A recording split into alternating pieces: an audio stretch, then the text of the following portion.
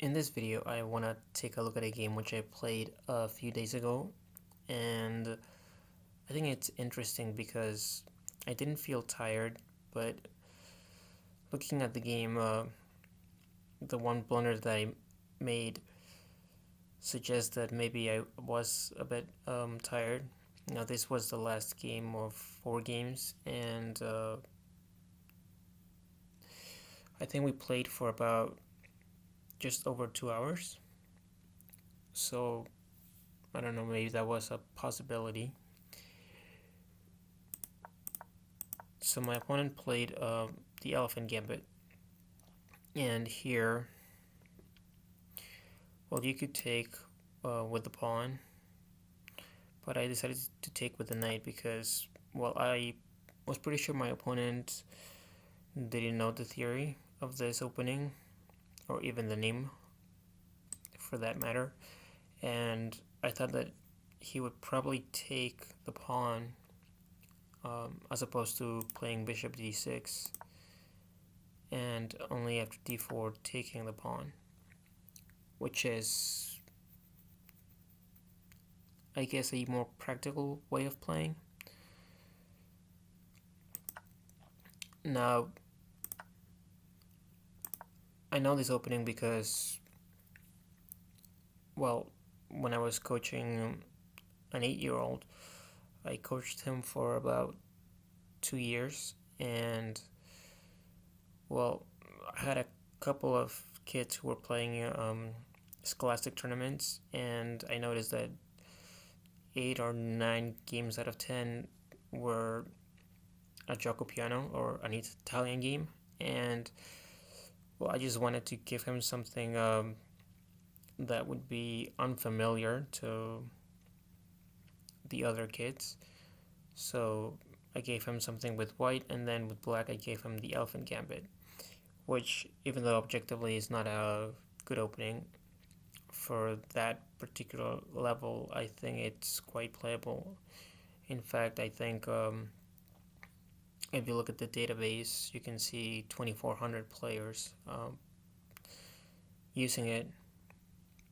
There's even some games by elite players, but okay, those games usually white just wins. But before the theory of this opening was developed, it was, I think, quite playable. I mean, there's the famous game by Michael Tall. He had the white pieces, but I think it's just a beautiful game the way he sacrificed the queen. Once you see that queen sacrifice, you pretty much never forget it. So check that out if you haven't seen it. So yeah, my opponent took, and I played bishop c4, immediately putting pressure on the f7 pawn. And here my opponent blundered with bishop e6. According to Stockfish, on depth like 46 or 42, knight h6 is the best move. The problem with this move is that, well, the knight on the side of the board is not that great, and once you play d3 or d4, the threat is to take the knight and then take on f7. So unless black can figure out a way to defend f7 before that happens, black is in trouble. Another move, which is, I think, much more interesting, is queen g5. So if you go back here, queen g5, hitting the knight, hitting the pawn, it complicates things.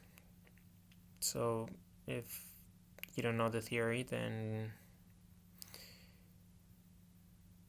you might end up losing rather quickly, and that goes for either side.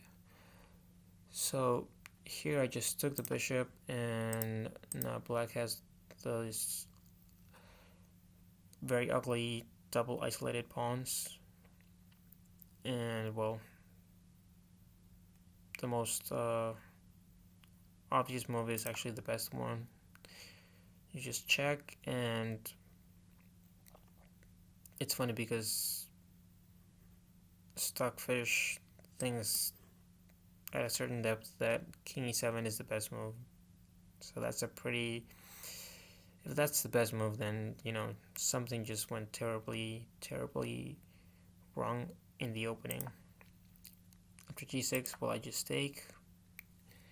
And here, my opponent missed Knight F6. After which, Queen H3 is the best move, apparently. Although, to be honest, if my opponent had played a Knight F6, I probably would have played a Queen H4. Because here I'm also hitting the pawn.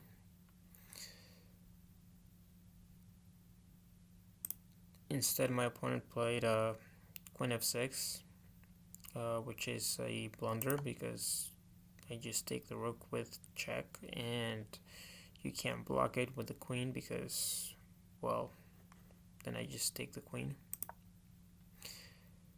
And after King D7, the evaluation just keeps going up and up. And here, apparently, I blunder with Knight C3.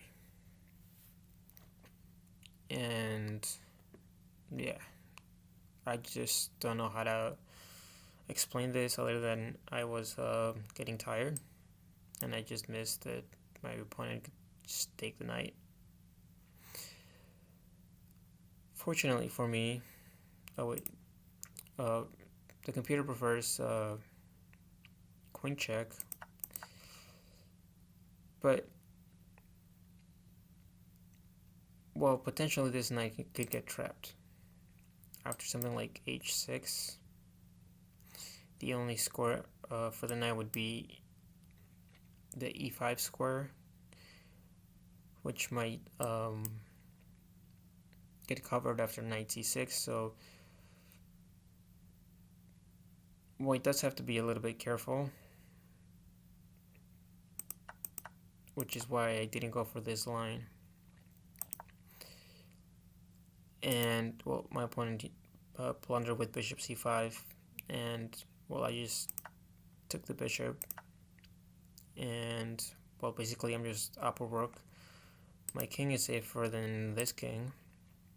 My pawn structure is obviously better, and I am ahead in development because this knight is out and this queen is very active. This queen is looking silly, not to mention that I'm up a whole rook.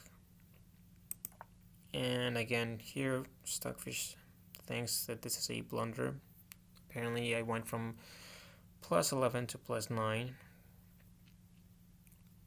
So I don't know if that's supposed to be tragic or amusing. Possibly both. And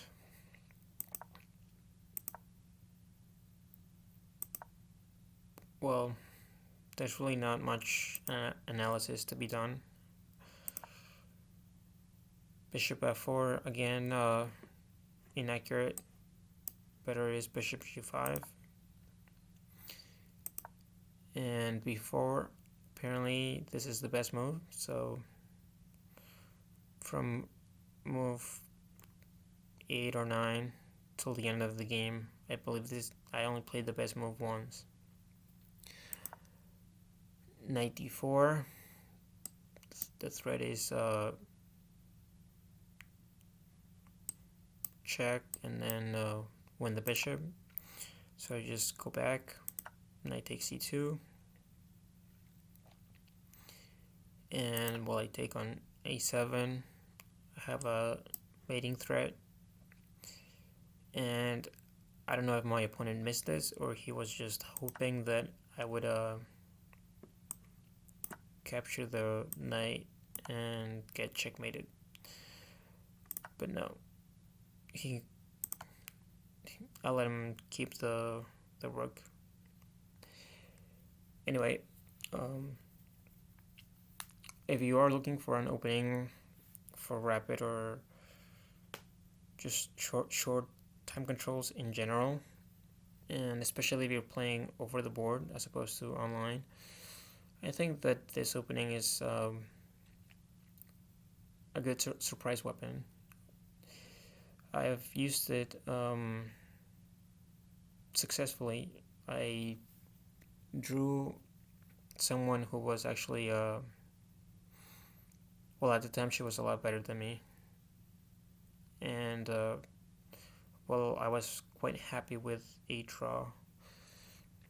Anyway, if you liked the video, do give the video a thumbs up and share and subscribe if you haven't already, and I will see you in the next video.